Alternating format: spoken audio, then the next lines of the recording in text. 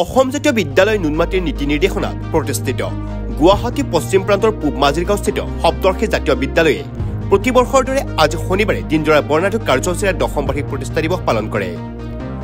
দশম বাৰ্ষিক প্ৰতিষ্ঠা দিৱস উপলক্ষে ৰাতিপুৱাৰে পৰা ধৰ্মীয় অনুষ্ঠান, গীতাপাঠ, পতাকা উত্তোলন কৰাৰ লগতে কেক কাটি দশম বাৰ্ষিক প্ৰতিষ্ঠা দিৱসৰ শুভাৰম্ভণি কৰা হয়।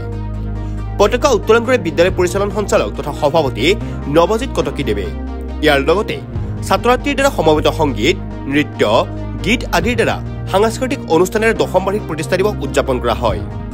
প্ৰতিষ্ঠা দিৱস অনুষ্ঠানটিত বিশেষকৈ কেইবাগৰাকী ব্যক্তিক সম্বৰ্ধনা জনোৱাৰ লগতে সফুৰা বৃত্তি পৰীক্ষাত বিদ্যালয়ৰ পৰা স্থানপ্ৰাপ্ত ছাত্ৰী বাবলি বৰুৱাক সম্বৰ্ধনা জনোৱা হয়। উক্ত অনুষ্ঠানটিত বিশেষকৈ উপস্থিত থাকে ক্ৰমে মুখ্য কাৰ্যবাহী বিষয়া দিগন্ত শৰ্মা, পৰিচালন সঞ্চালক নৱজিৎ কটকী, উপদেষ্টা ক্ৰমে অতুল কটকী, প্ৰবীণ কলিতা, মৃদুল গোস্বামীৰ লগতে ছাত্ৰ-ছাত্ৰী, শিক্ষক-শিক্ষয়িত্ৰী তথা বিদ্যালয় পৰিচালনা সমিতিৰ বিষয়ববীয়াসকল। NE 365লৈ সপ্তৰ্ষী পৰিয়ালৰ তৰফৰ পৰা ধন্যবাদ জ্ঞাপন কৰিছোঁ। আমাৰ আজি দশম বাৰ্ষিক প্ৰতিষ্ঠা দিৱস উদযাপন কৰা হৈছে আৰু সেই উপলক্ষে আজি ৰাতিপুৱাৰে পৰা দিনজোৰা কাৰ্যসূচীৰে আমি আমাৰ প্ৰতিষ্ঠা দিৱস উদযাপন কৰিছোঁ। আৰম্ভণিতে আমি এক মাংগলিক অনুষ্ঠান ৰাখিছিলোঁ আৰু ইয়াৰ পাছতে ছাত্ৰ ছাত্ৰীসকলৰ দ্বাৰা বিভিন্ন ধৰণৰ সাংস্কৃতিক নৃত্য গীতেৰে আজিৰ দিনটো আমি পাৰ কৰিলোঁ।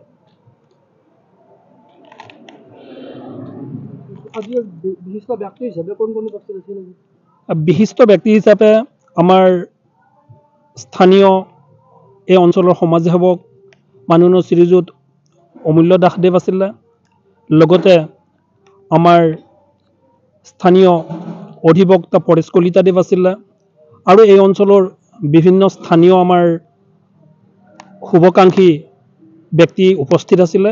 সকলোৰে উপস্থিতিত ছাত্ৰ ছাত্ৰীসকলৰ সহযোগত আজিৰ দিনটো আমি পালন কৰিলোঁ। সফুৰা বৃত্তি পৰীক্ষাত যোৱাবেলি আমাৰ ছাত্ৰী বাবলি বৰুৱাই বিশেষ সফলতা অৰ্জন কৰিবলৈ সক্ষম হৈছিলে আৰু সেইবাবে আজি প্ৰতিষ্ঠা দিৱসৰ দিনটোত তেখেতক আমি এখনি ফুলাম গামোচাৰে সম্বৰ্ধনা জনাইছোঁ। লগতে অনাগত দিনবোৰতো তেনেধৰণৰ পৰীক্ষাত সফল হোৱাৰ কাৰণে তেওঁলোকলৈ আমি আশীৰ্বাদ যাচিছোঁ আৰু তেনেকুৱা পৰীক্ষাৰ কাৰণে প্ৰস্তুতি চলাবলৈ অনুৰোধ জনাইছোঁ। আৰু যোৱাবেলিৰ এই সফলতাৰ ফলস্বৰূপে এইবেলি আমি সফুৰা বৃত্তি পৰীক্ষাৰ এক চেণ্টাৰ হিচাপে আমি পাবলৈ সক্ষম হৈছোঁহি। গতিকে এই অঞ্চলৰ ছাত্ৰ ছাত্ৰীয়ে অহা 19 জানুৱাৰীত সফুৰা বৃত্তি পৰীক্ষা আমাৰ বিদ্যালয়তে দিব পাৰিব। গতিকে এইটো আমাৰ কাৰণে এটি শুভ লক্ষণ আৰু ভাল খবৰ বুলি ক'ব লাগিব। 365ক আজি ইয়াত উপস্থিত হৈ আমাক উৎসাহ উদ্দীপনা যোগোৱাৰ বাবে ধন্যবাদ জ্ঞাপন কৰিছোঁ। আৰু আজি আমাৰ সপ্তৰ্ষী জাতীয় বিদ্যালয়ৰ যি দশম বাৰ্ষিক প্ৰতিষ্ঠা দিৱস দিনটো আমি বিভিন্ন কাৰ্যসূচীৰে ইয়াত সমাপন কৰা হ'ল আৰু ইয়াতে আমাৰ এই অঞ্চলৰ গোটেই স্থানীয় ৰাইজ আৰু ইয়াত উপস্থিত থকা আমাৰ যি ছাত্ৰ ছাত্ৰী আৰু বয়োজ্যেষ্ঠ ব্যক্তিসকলৰ লগতে শিক্ষক শিক্ষয়িত্ৰী আটাইৰে সহযোগত আমি সুন্দৰভাৱে আজি দিনটো পাৰ কৰিছোঁ আৰু আটাইকে এই সুযোগতে মই ধন্যবাদ জ্ঞাপন কৰিছোঁ। আৰু নেক্সট আহি থকা দিনবোৰতো আপোনালোকৰ লগতে সমূহ স্থানীয় ব্যক্তিৰে সহায় সহযোগিতাৰে আমি স্কুলখন উন্নতিৰ পথত আগুৱাই লৈ যাব পাৰিম বুলি আশা ৰাখিছোঁ। এই বিদ্যালয়খনৰ কোন শ্ৰেণীলৈকে আছে? এতিয়া আমাৰ ক্লাছ 8লৈ চলি আছে আৰু এইবাৰ ক্লাছ 8 পাৰ হৈ আমি ক্লাছ 9লৈকে আমি আগবাঢ়িম।